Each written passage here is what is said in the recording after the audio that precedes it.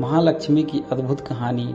एक बार वैकुंठ लोक में भगवान विष्णु जी अपने आसन शेषनाग पर बैठे बैठे ऊब गए तो उन्होंने सोचा, चलो पृथ्वी लोक घूमकर आता हूँ। वैसे भी कई साल बीत गए थे धरती पर गए, इसीलिए वो फटाफट अपनी यात्रा की तैयारी करने लगे।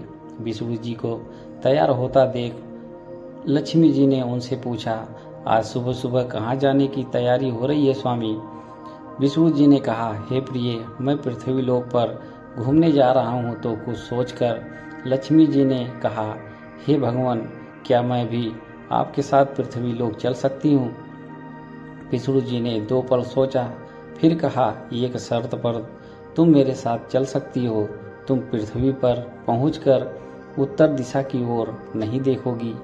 लक्ष्मी जी के मन में आया कि प्रभु ऐसी शर्त क्यों रख रहे हैं, लेकिन ज़्यादा प्रश्न करने पर वो नाराज होकर मुझे ले जाने से कहीं मना ना कर दें। इसीलिए लक्ष्मी जी ने हाँ कहकर अपनी बात मनवाई और सुबह सुबह माँ लक्ष्मी और भगवान विष्णु धरती पर पहुंच गए। तब सूर्योदय हो रहा था, रात बरसात होकर हटी थी, चारों ओर हरियाली ही हरियाली थी। उस समय चारों ओर बहुत शांति थी और धरती बहुत ही सुंदर दिख रही थी। सफर के दौरान माँ लक्ष्मी मंत्र मुग्ध होकर धरती को देख रही थी और इन सब में वो भूल गई कि पति को क्या वचन देकर आई हैं। लक्ष्मी जी चारों ओर देखते देखते कब उत्तर दिशा की ओर देखने लगी, पता ही नहीं चला। उत्तर दिशा में माँ लक्ष्मी को एक बहुत ही सुंदर बगीचा नजर आया और उस तरफ से भीनी भीनी खुशबू आ रही थी और बहुत ही सुंदर सुंदर फूल खिले थे। वहाँ एक फूलों का खेत था। माँ लक्ष्मी बिना सोचे समझे उस खेत में चली गई और एक सुंदर सा फूल तोड़ लाई।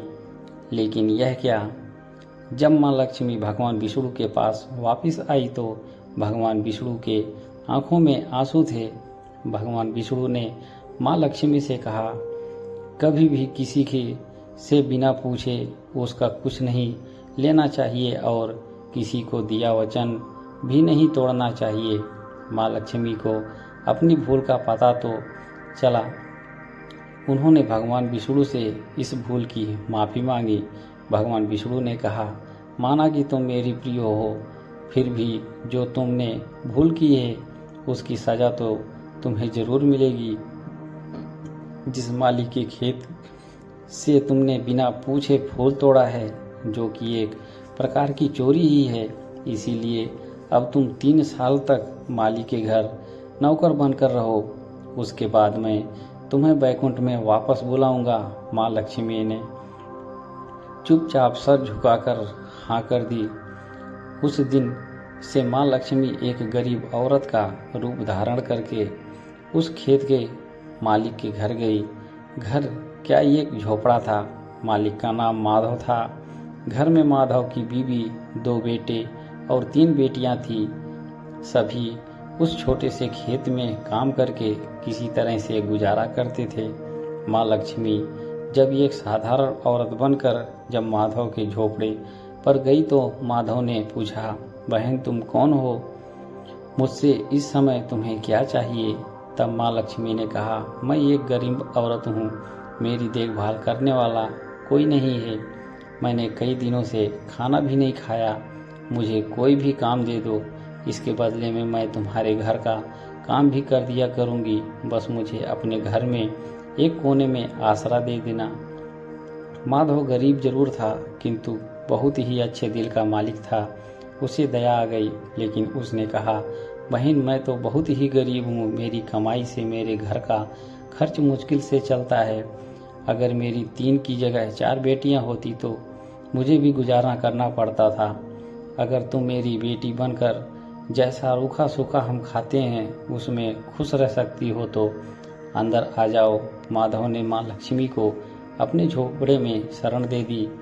माँ लक्ष्मी 3 साल तक माधव के घर पर नौकरानी बनकर रही। जिस दिन माँ लक्ष्मी माधव के घर आई थी, उससे दूसरे दिन से ही माधव को फूलों में से इतनी आमदनी हुई कि उसने शाम को एक गाय खरीद ली।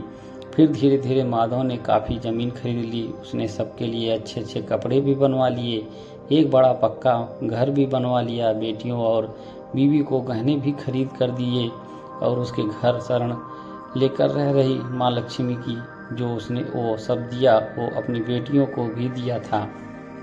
पहले से कहीं ज़्यादा सुखी और समृद्ध माधव के मन में हमेशा ये ख्याल आता था कि मुझे यह सब इस महिला के शुभ कदम मेरी झोपड़ी में पड़ने के बाद ही मिला है। इस महिला ने एक बेटी के रूप में मेरे जीवन में आकर मेरी किस्मत ही बदल दी। 3 साल लगभग बीत गए थे, लेकिन माँ लक्ष्मी अब भी घर में और खेत में काम करती थी। एक दिन माधव जब अपने खेतों से काम खत्म करके घर आया तो उसने अपने घर के सामने के द्वार पर एक देवी स्वरूप गहनों से लदी एक औरत को देखा। ध्यान से देखकर पहचान गया, अरे यह तो मेरी मुँह बोली बेटी यानी वही औरत है। वो पहचान गया कि यह तो माँ लक्ष्मी है। अब तक माधव का पूरा परिवार बाहर आ गया था और सब हैरान होकर माँ लक्ष्मी को देख रहे थे। माधव बोला, हे माँ, मुझे माफ़ कर दीजिए, हमने आपसे अनजाने में ही घर और खेत से काम करवाया। माँ, यह कैसा अपराध हो गया, माँ सबको माफ़ कर दो। माँ लक्ष्मी मुस्कुराते हुए बोली, हे माधव, तुम बहुत ही अच्छे और दयालु व्यक्ति हो। तुमने मुझे अपनी बेटी की तरह से रखा, अपने परिवार के सदस्य की तरह से मान दिया। इसके बदले में मैं तुम्हें वरदान देती हूँ कि तुम्हारे पास कभी भी खुशियों की और धन की कमी नहीं होगी।